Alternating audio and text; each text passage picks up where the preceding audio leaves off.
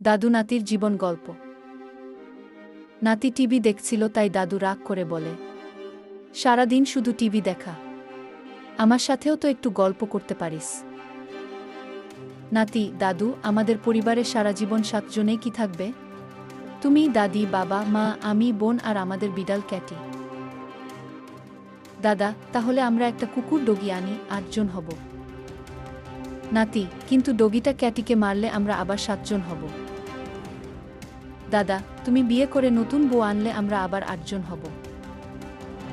নাতি, কিন্তু বোন বিয়ে করে গেলে আমরাও 8 জন থেকে 7 জন হয়ে যাব। দাদা, যদি তোমার ছেলে বা মেয়ে হয় আমরা আবার 8 জন হব।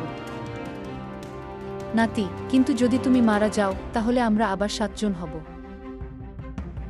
দাদা, হারামজাদা, তুই যা এখান থেকে, গিয়ে টিভি দেখ।